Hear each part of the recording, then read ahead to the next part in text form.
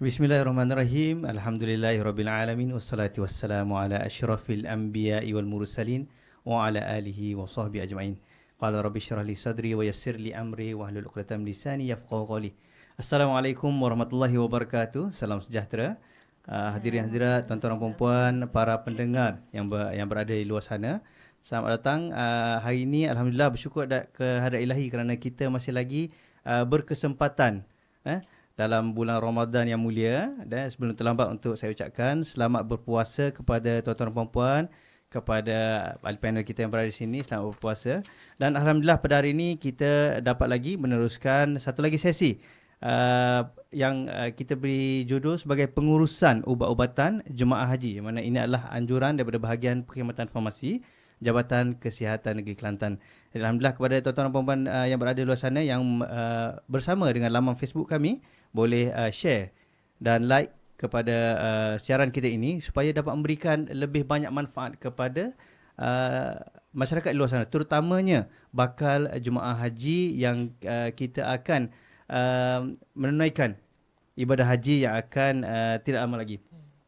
Dan hadirin hadirat sekalian, bersama dengan saya Nikmul Fikri bin Muhammad, pegawai farmasi daripada Hospital Raja Perempuan Zainab II, dan bersama dengan saya perkenalkan di sebelah kiri saya Puan Haja Nur Haslina Osman, pegawai farmasi daripada bahagian Perkhidmatan Farmasi Negeri Kelantan.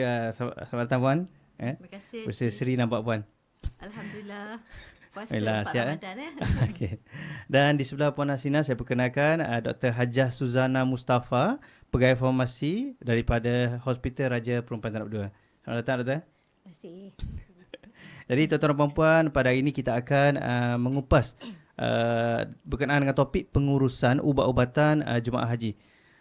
Sebagaimana firman Allah dalam surah Ali Imran ayat 97, dan Allah mewajibkan manusia mengerjakan ibadah haji dengan mengunjungi Baitullah, iaitu sesiapa yang mampu sampai kepadanya. Dan sebagaimana dalam resolusi Muzakarah Haji peringkat kebangsaan, keperluan tahap kesihatan yang baik adalah salah satu syarat kemampuan mengerjakan haji, iaitu istita'ah, yang sentiasa ditekankan. Dan mana kepada para jemaah haji, para bakal jemaah haji yang sebelum ini telah lulus pemeriksaan kesihatan, perlulah ada inisiatif untuk mempersiapkan diri. Okay. Dan kita tahu bila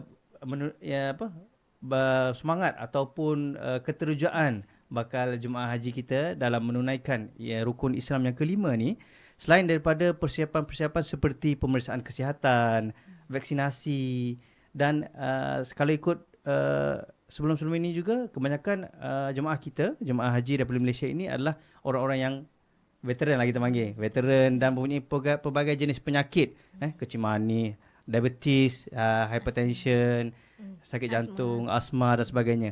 Jadi apakah, saya nak tanya Puan Haslina dulu. Puan, apakah persiapan kepada bakal jemaah haji kita ni sebelum mereka menunaikan ibadah di sana? Apakah persiapan dari segi mental ke, fizikal ataupun ubat-ubatan sendiri? Silakan, Puan. Terima kasih Moderator Haji Nik Fikri. Okay, Alhamdulillah. Assalamualaikum warahmatullahi wabarakatuh untuk semua para penonton. Izinkan saya merakamkan ucapan tahniah kepada tuan-tuan bakal haji yang terpilih untuk menunaikan ibadah haji rukun Islam kita bagi pada tahun ini aja 1447 ya. 47. Okey. Jadi saya rasa semua bakal-bakal haji itu teruja entah buat persiapan dari segi keperluan dan sebagainya. Jadi tuan-tuan dan puan, perkara yang paling penting adalah persiapkan diri kita sendiri, kan? Sebab perkara yang pertama adalah apa yang perlu kita lakukan adalah persiapan secara fizikal dan mental. Apa yang saya nak tekankan sini adalah persiapan secara fizikal sebab kita tahu perjalanan untuk ibadah haji ni banyak aktiviti kena Ya, daripada betul. hotel, fizikal daripada hotel kepada masjid, lepas tu semasa terutamanya masyair nanti untuk di Mina pada Arafah dan sebagainya. Jadi perlukan aktiviti fizikal, itu berjalan kaki kan. Ya. Jadi tuan-tuan puan-puan boleh mulakan daripada mungkin hari ini dan seterusnya untuk berjalan kaki, melakukan aktiviti seperti bersenam, berjalan di kawasan laman rumah ataupun pusing-pusing keliling rumah, at least ada pergerakan. Exercise. Exercise. Tak perlu exercise berat dan sebagainya.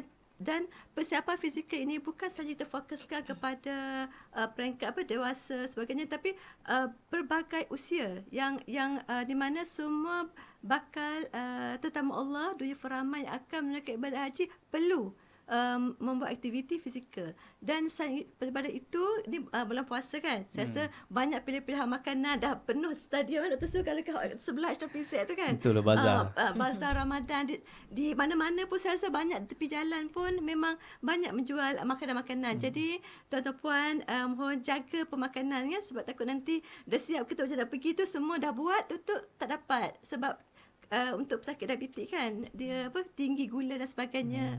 Jadi itu kena jaga. Dan yang ketiga adalah kita perlu jaga minda positif. Perlu positif sebab kita yang akan buat ibadat.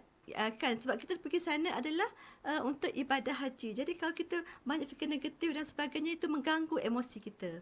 Itu dari segi fizikal, mental dan pemakanan. Dan saya tekankan bagi sebab saya rasa ramai daripada mungkin ada jemaah haji yang mengidap penyakit kronik seperti diabetes, jantung, darah tinggi dan sebagainya. Asma kan. Jadi sebab kita tahu cuaca yang di sana. Jadi jemaah haji perlu senaraikan, semak balik tuan-tuan puan, semak balik ubat-ubatan yang terkini dengan pakar-pakar perubatan ataupun pegawai perubatan di hospital ataupun klinik-klinik yang jemaah haji dapatkan rawatan. Kan? Sebab semua dah ada buku preskripsi dan sebagainya. Buku dah tak ada. So diorang ada dalam aplikasi MySejahtera. So semua pastikan MySejahtera tu kita up to date. Update daripada kemas kini masa ke semasa. Dan seterusnya sekiranya tuan-tuan dan puan-puan bakal haji nanti perlu ubat khas sebab undang-undang atas racun dan bahaya semua berbeza di Malaysia, di Arab Saudi lain dia punya kategori ubat. Jadi kalau sekiranya ubat atau apa-apa tu dikategorikan sebagai ubat terkawal, sila bawa surat pengesahan daripada pakar perubatan ataupun pegawai perubatan daripada tempat fasiliti mana yang tuan-tuan puan dapatkan rawatan. Dan seterusnya adalah pastikan jemaah haji membawa ubat-ubatan cukup. Sebab kan daripada pengalaman kita, saya ingat pengalaman saya 2017, 2022, ada juga jemaah, memang ramai juga jemaah yang terlupa bawa ubat ataupun tak cukup ubat. Ya, ada yang sebelum ni pun jemaah beranggapan bahawa ubat tak perlu dibawa. Betul tak? Yang ubat-ubat boleh diambil di klinik ataupun sekarang tak ada hospital. Mungkin sebelum ni hospital tabung haji. Bagaimana tu? Ya, macam itulah Haji, sebabnya bila jemaah haji bertanggapan begitu, jadi okey tak apa, tinggalkan ubat tu, dapatkan ubat saya sebab sama je. Tak ya tuan-tuan puan, lain. Sebab kita berbeza, ubat-ubat Malaysia dan Arab Saudi berbeza segi jenama dan sebagainya, dan kalau perlukan untuk dibeli di sana pun kos yang sangat mahal. Jadi saya rasa tuan-tuan puan perlu di samping keterujaan tu, sila jumpa di kaunter doktor, jumpa di kaunter farmasi, bagi tahu bahawa bawa surat tawaran tu dan juga preskripsi. Jadi pegawai farmasi yang bertugas akan semak kira berapa, membekalkan bilangan cukupnya untuk keperluan di sana. Dan seterusnya adalah bawa ubat-ubatan lain lah selain pada ubat-ubatan biasa seperti ubat cerit-birit. Sebab kita tahu makanan di sana ubat demam, ubat sakit tekak. Sebab saya ingat mahal itu, saya sakit tekak je. Saya rasa lozenges kat sana tu. Lozenges kat sana pun dekat 40 lebih. Kalau dekat Malaysia ni dalam RM10 je. Kan. Jadi berganda-ganda. Berganda-ganda sana. Jadi ubat-ubatan lain dan sebagainya, Haji. Okey, itu adalah berkenaan dengan preparation ubat-ubatan lah. Jadi apa yang boleh dibuat adalah ubat-ubatan perlu disediakan sebelum berada di sana. Jadi bawa bekalan yang mencukupi, sebab kita tahu kerja haji ni dia memakan masa yang lama. Ada yang 45 hari. Ada yang sampai 2 bulan. Ada sampai 60 hari Ada kan? sampai 60 hari.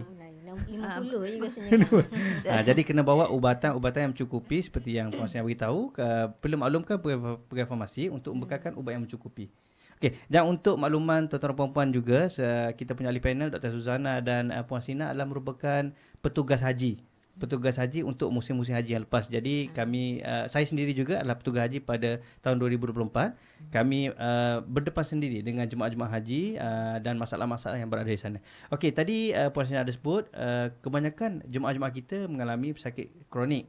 Seperti sakit jantung, sakit diabetes, kecimani lah. Kata panggil kecimani.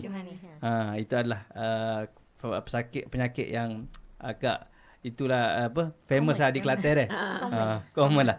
Okey. Tak ada diabetes tu. Okey, dan seperti kita tahu untuk diabetes ni atau kecimani ni ubat-ubat dia adalah antaranya adalah ubat rangkaian sejuk. Ubat rangkaian sejuk seperti insulin, ubat cocok insulin kan.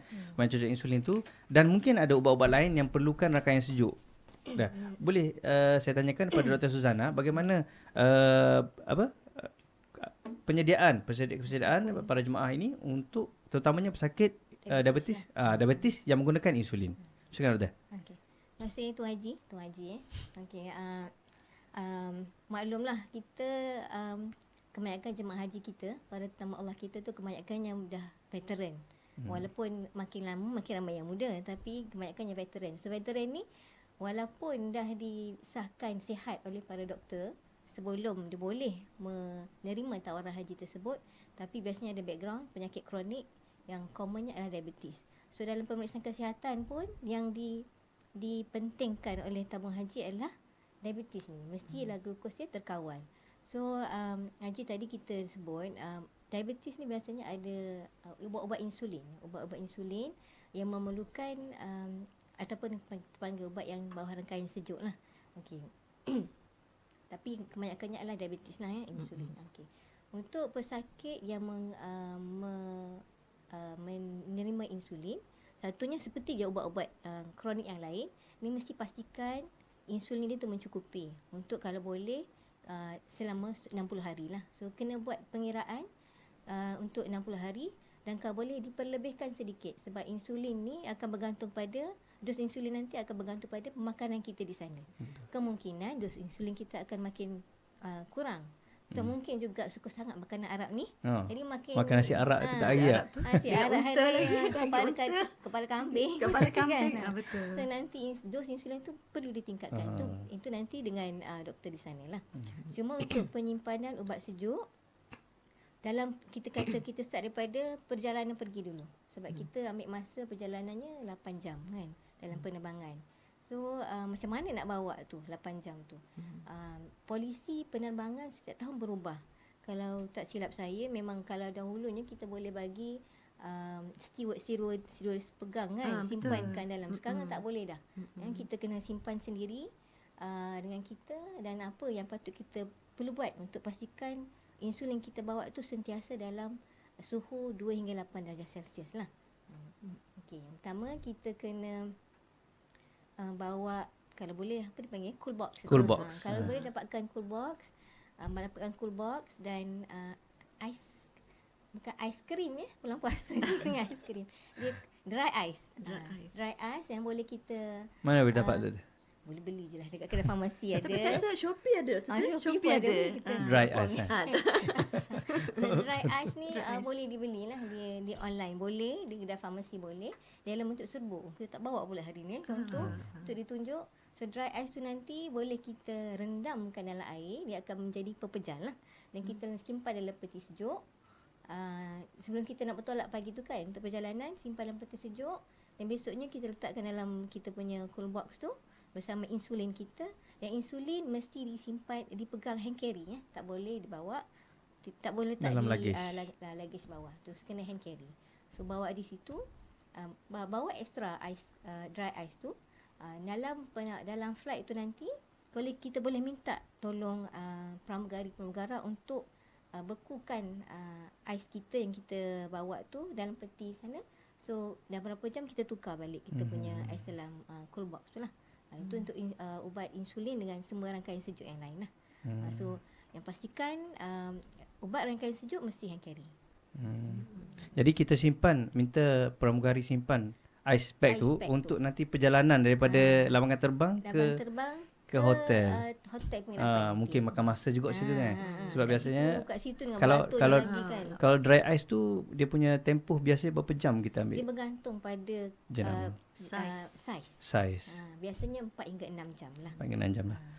Okey, itu adalah berkenaan dengan persediaan untuk pesakit-pesakit diabetes atau macam mana yang menggunakan insulin. Okey, bagaimana pula nasihat yang kita nak berikan kepada pesakit-pesakit, terutama bila kita berada di sana, antara common penyakit-penyakit yang biasa dapat adalah pesakit berkenaan dengan pernafasan. Betul tak? Jadi apakah nasihat kita boleh beritahu, terutamanya kalau yang jemaah kita dari sini dah ada asma, dah ada COPD, mana Doktor? Itu kalau asma kita kena tahulah diri kita kan, walaupun kita stabil, kata kita dekat tanah air ni kita dah tak ada serangan asma dah lama. Tapi kita pergi ke tempat yang cuacanya berbeza dengan tanah air kita ni. Di tanah suci cuacanya panas, kering dan berdebu. So yang biasa yang dah lama bertahun-tahun tak ada asma pun mungkin akan kena serangan asma yang lebih kerap. Yang tak pernah ada asma pun mungkin akan ada serangan asma juga kat sana. So nasihat kita adalah haji-hajah semua bawalah mask. Pakai face mask lah. Kalau boleh pakai face mask sepanjang kita nak ke masjid-masjid tu kan. Ataupun mungkin nak shopping pun, sebab kita bukan 24 jam kita berada di masjid kan, sebagai manusia ni yang ada juga kita. So pakai mask lah sepanjang kita nak berjalan, sebab terlalu banyak debu. Dan sebelum biasanya pesakit kita ni dia tahu apa trigger factor dia tu kan. Kalau dah nampak berdebu, mungkin kita boleh sedut dulu. Kita panggil pelega kan. Buat pelega, sedut dulu sebelum berjalan ke nak menjalani apa-apa aktiviti kita lah. Sedut dulu pelega. Dan pencegah, so kalau rawatan asma ni ataupun COPD ni, dia ada 2 ubat yang biasanya. Ubat sedut ni pelega dan pencegah kan. So make sure ubat tu bawa tu mencukupi dan comply. Saya kena ambil. Kalau yang pencegah tu memang kena ambil. Kalau 2 kali 1 hari, 2 kali 1 hari lah kena ambilnya. Yang pelega tu kita boleh predict diri kita kan. Nak pergi ni sebelum tu. Ya itulah.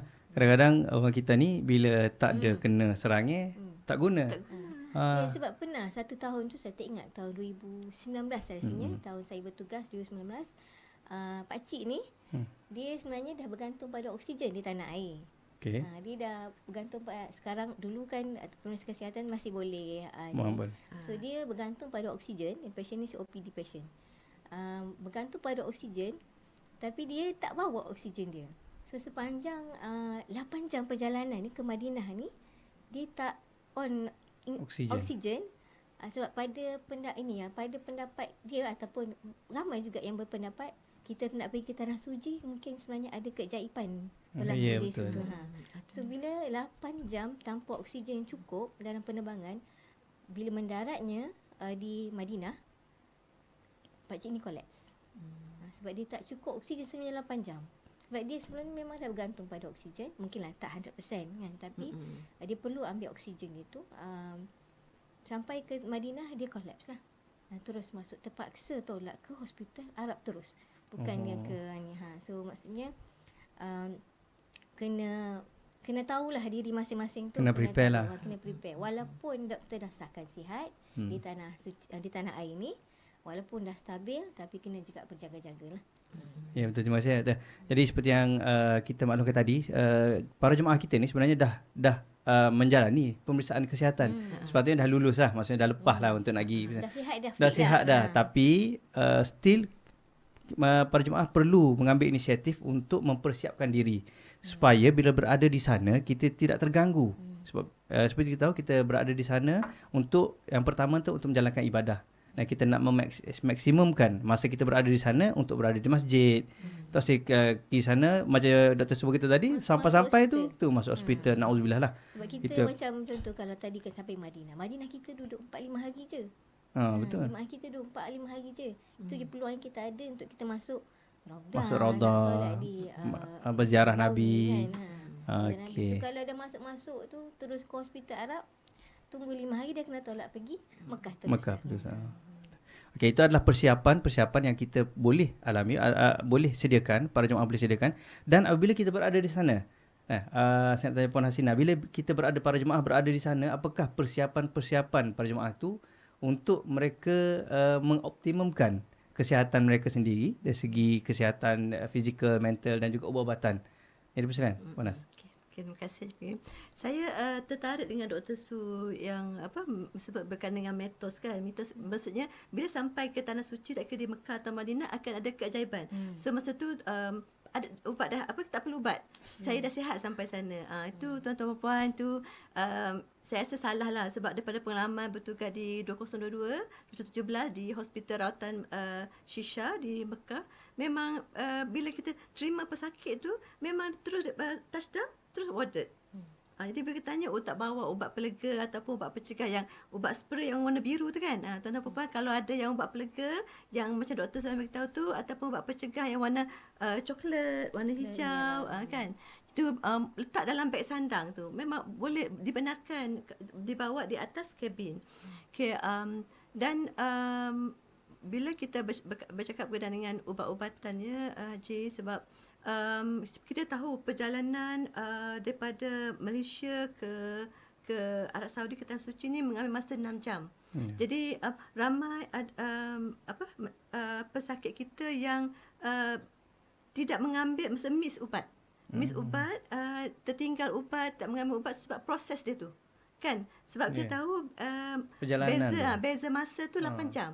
Jadi kalau sekiranya tuan-puan pakai jemaah haji ni 5 jam. Waktu kita dengan Arab Saudi 5 jam kan. Jadi bila ambil masa 5 jam begitu, katakan daripada penerbangan tu, kalau yang ubat yang perlu ambil 8 kali sehari, 3 kali sehari, setiap 8 jam tu, ada situ ramai jemaah yang ada masalah.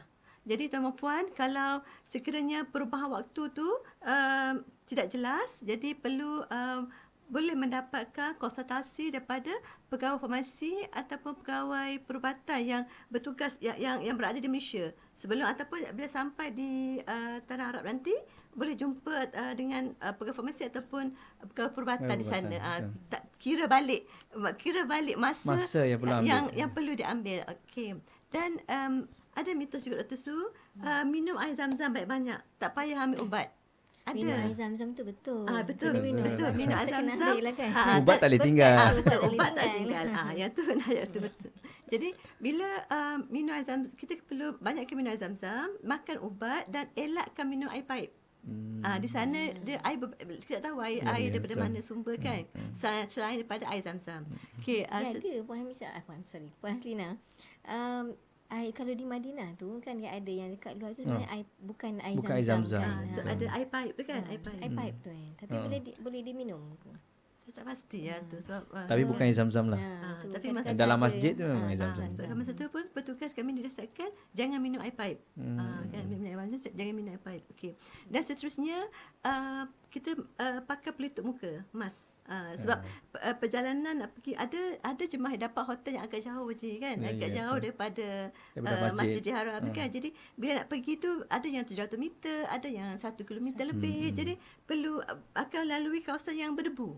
So jadi kalau yang ada yang tak tahan dengan debu sebagainya, baik belilah ataupun bawa terus daripada Malaysia, letakkan dalam beg sandang 2-3 keping dan terus sembah dalam kami bawah tu untuk bekal semasa berada di sana.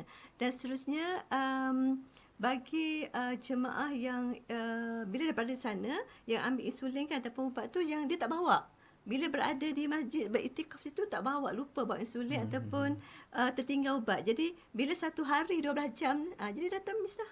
Termis kan. Jadi bawa segala kan, saya rasa jemaah dibekalkan ada beg sandang kan. Sepatutnya ada beg sandang kan. Jadi jemaah boleh bawa je dalam tu, masukkan apa-apa kat situ. Beg lah, lozenges lah, ubat lah kat situ. Dia rasa macam boleh bergerak, senang bergerak ke mana-mana. Dan tapi kalau insulin lah Puan Has. Nak bawa tak dalam beg sandang tu? Itulah dia juga insulin kan. Sebab tapi dah dalam nak pen tu. Sebab kan kita dibekalkan dalam pen, dalam box tu kan. Jadi boleh masuk yang tu, tak payah bawa semua. Kan. Tak payah bawa semua, bawakan dalam pen. Bawa tu dalam Bawa yang nak digunakan yang nak sahaja. digunakan Sebab kadang-kadang sahaja. jemaah ni walaupun memanglah kalau muassasah ni tak disediakan breakfast kan. So kita dah keluar, jemaah dah keluar awal pagi lagi nak solat di Masjid. subuh kan. So bila dia nak makan tu kan. So tu Bila yang nak kena cocok. bawa. Kena bawa insulin, tapi yang- insulin tu tu benda dalam yang- pen lah. tu yang dalam belum pen. nak buat lontaran kat kedai lagi. Rasanya sebab insulin ni dia kena ikut waktu makan. Betul. So memang nak tak nak memang terpaksa bawa macam Puan Has kata tadi, masukkan dalam backpack, backpack kecil, Beg beg kecil sandang, itu beg sandang. Tu pastikan dalam pen, jangan bawa ekstra. Mhm. Bawa yang dalam pen tu je. Kan? Jangan bawa semua kan. Takut bawa yang hilang. dalam Ada pen. juga jemaah bawa semua Dr. Su hari tu. Takut hilang. Jadi Hilang tu tak, kadang-kadang insulin kita bawa tu yang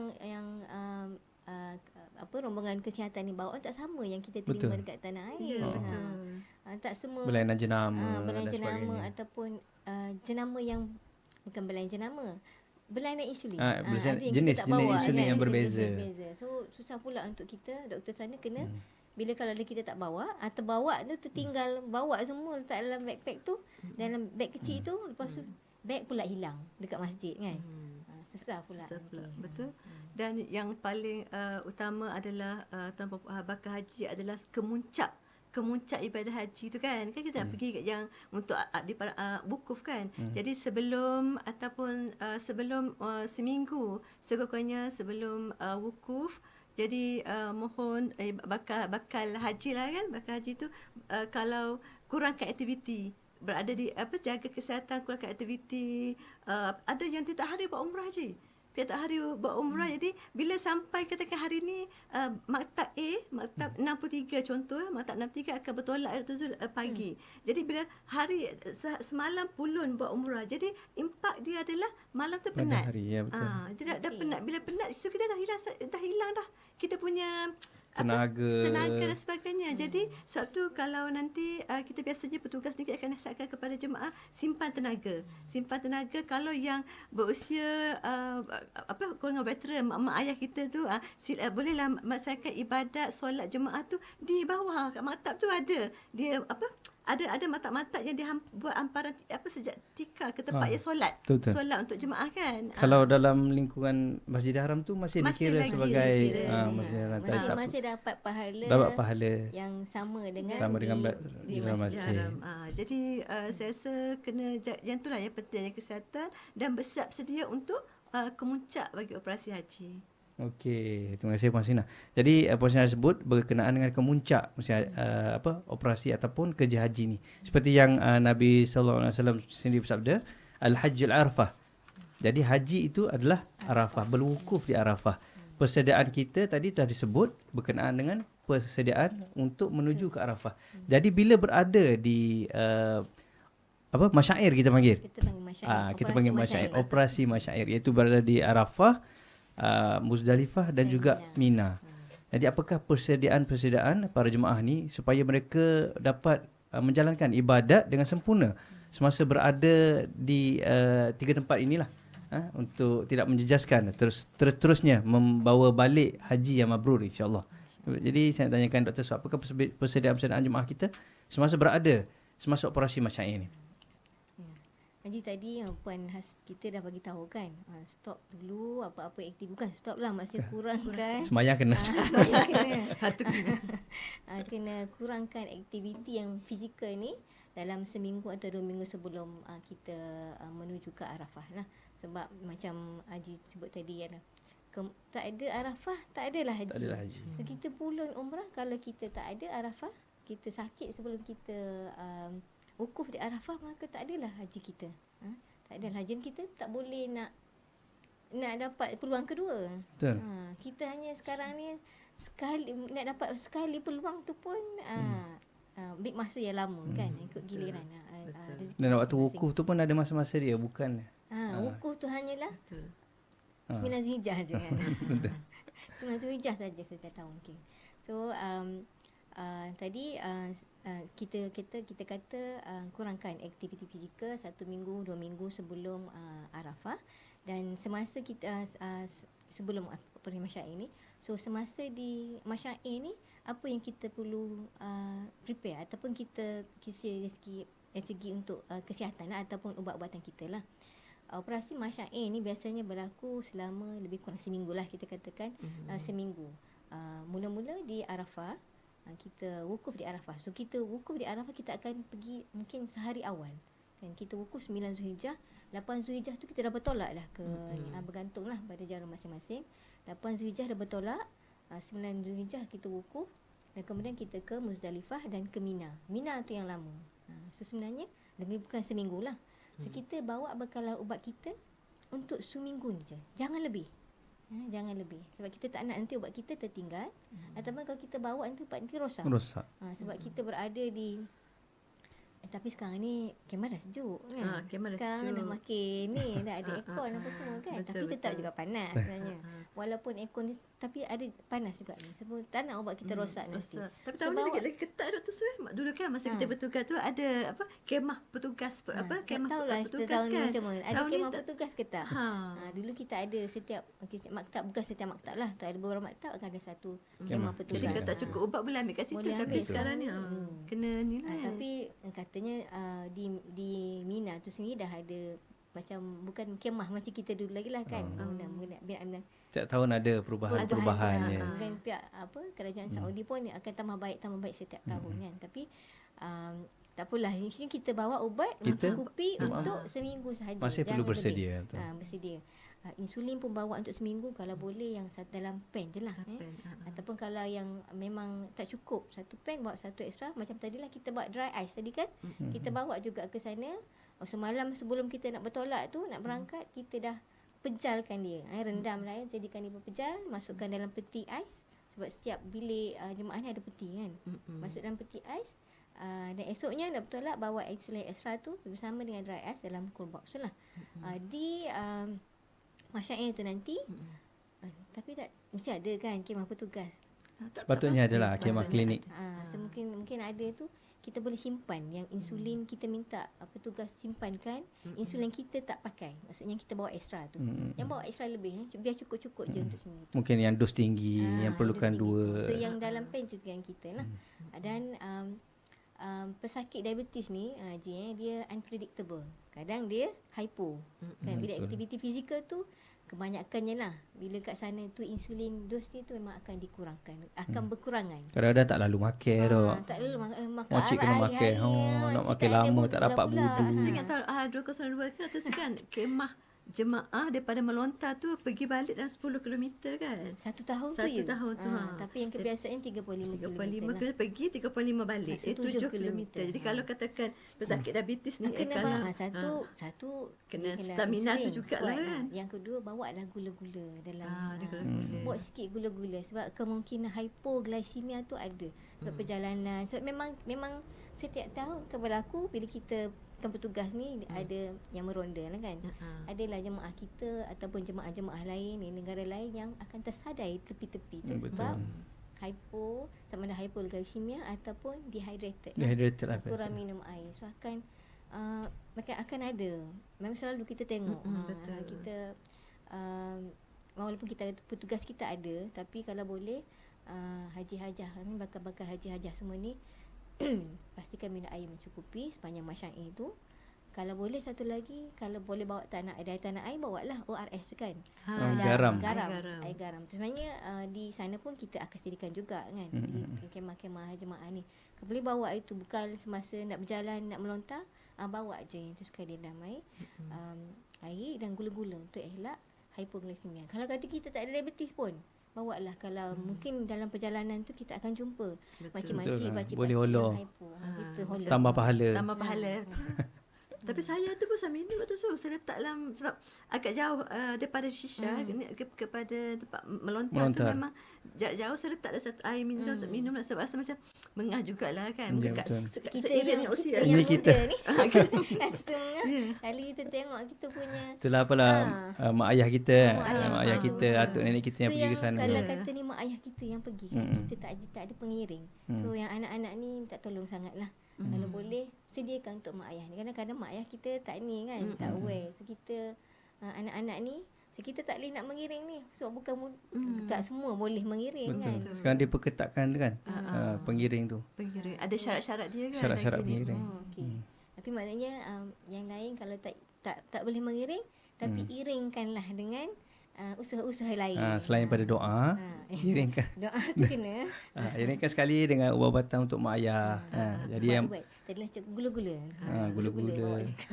Boleh juga kalau macam anak-anak tu kita letakkan lebih kan, sebab nanti ke satu bilik mak ayah kita duduk kan, kadang dia orang boleh share, boleh share macam bagi sikit. Ubat tak boleh share. Ubat tak boleh share, tapi macam gula-gula, air garam tu kan. Okey. Jadi kepada tuan-tuan dan puan-puan yang mendengar kita punya siaran ni, mungkin daripada anak-anak, tak semestinya kepada jemaah tu sendiri, mungkin anak-anak yang ada ayah dia ataupun mak dia ataupun makcik dia, boleh ambil cakna berkenaan dengan kesihatan orang tua kita untuk berada di sana. Sebab kita tahu cabaran fizikal berada di tanah suci ni adalah sangat tinggi lah. Dan kalau macam disebut tadi pun, bila dah peringkat umur begitu baru naik nama. Jadi kepada anak-anak yang mana bersama dengan siaran kita ni, boleh tolong prepare untuk mak ayah dari segi ubat-ubatan dan sebagainya. Okay. Jadi untuk rasanya kita dah rasa kita dah cover. Siri lain lagi kan. Tak ada beberapa siri lain lagi. Dan untuk makluman semua juga, kita ada beberapa siri sesi Facebook Live ini, Facebook ini untuk kita berikan informasi kepada tuan-tuan dan puan-puan yang berada di luar sana untuk dari segi terutamanya pengurusan ubat-ubatan. Jadi sebagai penghujung lah, kata-kata akhir penutup, saya ingin persilakan Puan Hasina untuk berikan konklusi ataupun penutupan lah untuk kita punya sesi pada petang ni. Silakan Puan. Saya rasa macam kita pula excited nak pergi. Rasa ya Allah, labbaik Allahumma labbaik, labbaik la syarika lak labbaik. Gitulah kerinduan. Ya Allah, aku datang ya Allah. Rasa macam merindu. Allah saja yang tahu. Dr. Suzana dah 3 kali tugas, tapi masih lagi merindui. Kalau boleh nak bertugas lagi. Itulah saya jadi bakal baca yang nak pergi sana untuk kali pertama tu, mohon manfaatkan ibadah haji tuan-tuan di sana dengan pengurusan ubat-ubatan ataupun apa juga keperluan tambahan yang diperlukan untuk menunaikan ibadah haji sana. Jadi apa yang kami bincangkan pada hari ini bukan hanya fokus kepada penyakit kronik sahaja, diabetes, hipertensi jantung, tapi juga yang ada masalah yang ada hormon kan, masalah sakit puan tu, lepas tu ada yang masalah kulit dan sebagainya. Jadi mohon tuan-tuan rujuk kepada pakar-pakar perubatan ataupun pegawai perubatan yang berhampiran di fasilitas tuan-tuan supaya biar jelas, biar dapat jelas berkaitan dengan penyakit kita, ubat-ubat dan sebagainya, supaya ibadah haji kita tu sangat sempurna. Sebab kan macam Dr. Su dengan Haji Fi kata, ini adalah kali maksudnya pertama dan mungkin terakhir. Kan terakhir untuk, sebab bukan ada orang diberi, bukan ramai yang diberi peluang kedua untuk menunaikan ibadah haji. Jadi kita tuan-tuan puan, saya ingin tekankan 5B. Balik kepada asal farmasi ada 5B, konsep di mana kita tekankan itu pengambilan ubat yang betul, pastikan pengguna yang betul. Jangan ambil ubat jangan berkongsi ubat. Kan tak apalah mak ayah ubat sama diabetes kan. Tak apalah nanti share. Kalau tak cukup ubat mak, ambil ubat ayah. Tu jangan. Jadi bawa yang individu, sebab ubat ni adalah individu. Yang kedua, ubat yang betul. Jangan salah letak ubat. Labelkan. Biasa kita akan nasihatkan bakal jemaah ni, letaklah ubat yang Luxina. Kan nama, labelkan siap-siap nama, kekerapan berapa kali nak ambil nama ubat, supaya bila ubat tak cukup tu, mak atau ayah tu boleh dapatkan dekat di klinik yang berhampiran lah ya. Dan seterusnya adalah cara pengambilan betul dan masa pengambilan betul. Bila konsep 5B ni kita amalkan, insya-Allah rawatan kita terjagalah ya. Dan pengguna ataupun pesakit kita diingatkan supaya sentiasa membaca dan memahami label ubat. Sebab kadang mak-mak ni anak yang tulis. Jadi pengiring ke mak-mak anak-anak tu siap pesan kat mak, ulang balik sehinggalah mak faham. Kan? Biasa ada juga yang letak dalam box tu, tapi biasa kalau boleh kami galakkan letak dalam plastik Luxina supaya senang nampak label. Sebab kadang-kadang kami even petugas ataupun farmasi pun ataupun doktor tak tahu ubat apa dekat dalam tu. kan. Kalau tak bawa Jangan di apa kata ceraikan. jangan Maksudnya, jangan dipotong diasingkan, siap-siap. jangan dipotong Ada yang siap-siap. nak potong siap-siap. Memang dia Betul. nak mudahkan mak dia kan. Potong siap-siap. Betul. Kan blister pack tu kan. Tapi sebenarnya dah hilang lah. Tak nampak dah apa label Nama kat ubat belakang. Ya, sebenarnya. betul. Jadi bagi jemaah haji ataupun yang bersama warga emas ya, yang bersama warga emas ataupun kita panggil pengiring. Pengiring ini perlu pastikan pengiring dan juga siapa yang kita bawa tu kekal sihat. Sebab kalau bawa yang sakit, pengiring tak sihat, susah juga kan. Kadang-kadang pengiring yang jatuh sakit. Yang tu sakit, siapa yang nak jaga kita kan. Betul. Jadi kena jaga ni. Dan jadi untuk jemaah yang mengidap penyakit kronik dan pengira yang bawa mak ayah saudara terdekat sekiranya berpenyakit, tuan-tuan perempuan saya untuk perlu kekal patuh kepada pengambilan ubat-ubatan ikut aturan masa walaupun sibuk dengan aktiviti ibadah. Jadi semoga kata akhir daripada saya, semoga ibadah haji tuan-tuan perempuan diterimanya dan mendapat haji mabrur dan saya akhiri dengan seorang kata ubat dijaga, ibadah tenang. Okey, alhamdulillah. Jadi terima kasih Puan Selina. Kata mungkin ada sedikit kata-kata akhir daripada Dr. Suzana kepada para jemaah bakal-bakal jemaah kita yang berada di luar sana. Silakan. So kita haji-hajah sebenarnya satu je, kena jujur dengan diri sendiri. Jujur dengan diri sendiri, malah kita jujur dengan diri, kita tahu tahap kesihatan kita setakat mana. So bila kita tahu setakat mana, so kita pun akan kita kata beraktiviti dengan bersesuaian lah dengan kesihatan kita. Sebab tujuan utama kita ke Tanah Suci adalah untuk menunaikan haji dan pastikan kita boleh menunaikan haji. Maksud begitulah, jaga diri sendirilah, jaga diri sendiri. Sikit tadi saya rasa tertinggal tadi pasal yang pengambilan ubat Ajah saya. Yang pasal timing, perubahan waktu. So kita biasa makan kan pukul 8 pagi ke kan, bila dalam perjalanan tu sedikit kena ubah timingnya sebab dia akan ke belakang. Sebab ada 1 tahun tu yang saya bertugas ramai yang hypoglycemia. Sebab dia ikut dia cucuk insulin waktu di tanah air. Katalah tanah air dia cucuk pukul 8 malam untuk dinner kan. Pre-dinner dia cucuk 8 malam. So dia kira 8 malam di tanah air. Air. So sedangkan di masa tu kata 8 malam kita dia adalah pukul tolak 5 jam kan. Pukul 3 petang. 3 petang Tanah Suci tu dia dah cucuk. Sebab dia anggap yang malam tu. So dia tak ubah waktu, dia masih pakai waktu tanah air walaupun berada di Tanah Suci. Sebanyak yang kes yang berlaku hypo. So itu yang tertinggal tadi aja. Tu yang lain-lain tu secara besarnya jujur dengan diri sendirilah. Semoga haji-hajah semua mendapat haji yang mabrur lah, insya-Allah. Amin. InsyaAllah, amin. Jadi terima kasih kepada Dr. Suzana dan juga Puan Selina dapat bersama dengan kita pada sesi hari ini. Dari kepada tuan-tuan perempuan yang berada di luar sana, bila kita bincang berkenaan dengan jemaah haji ni sebenarnya dekat dengan hati ya. Dekat dengan kita, rasa rindunya nak berada di Tanah Suci. Jadi apa yang kami harapkan adalah agar tuan-tuan perempuan dapat pulang dengan kemabruran. Amin. Membawa pulang haji yang mabrur, insya-Allah. Dan seperti yang saya maklumkan tadi, kita akan ada beberapa sesi live Facebook ini, dan kita juga akan adakan sesi ceramah. Sesi ceramah kepada tuan-tuan dan puan-puan yang berada di Kelantan. Di Kelantan. Daerah masing-masing. Semua daerah kita jelajah. Kita jelajah semua daerah dan kita akan adakan ceramah pengurusan ubat haji di kursus haji, kursus intensif, perdana. Kursus perdana dan kursus asas haji lah. Asas dah lepas dah. Saya intensif haji. Intensif dah lepas. Saya kursus perdana. Kalau saya di Pasir Mas, insya-Allah hari Khamis ni 26 bulan di Masjid Muhammad ke-3 Pasir Mas.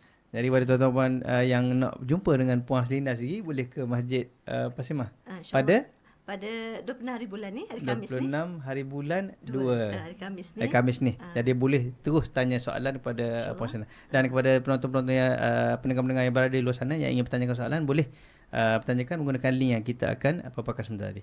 Jadi saya harapkan agar sesi kita ini adalah memberikan manfaat kepada tuan-tuan dan puan-puan dan dapat memberikan persiapan kepada tuan-tuan untuk sebelum mengerjakan haji. Jadi akhir kata daripada saya, wabillahi taufiq wa hidayah, wassalamualaikum warahmatullahi wabarakatuh.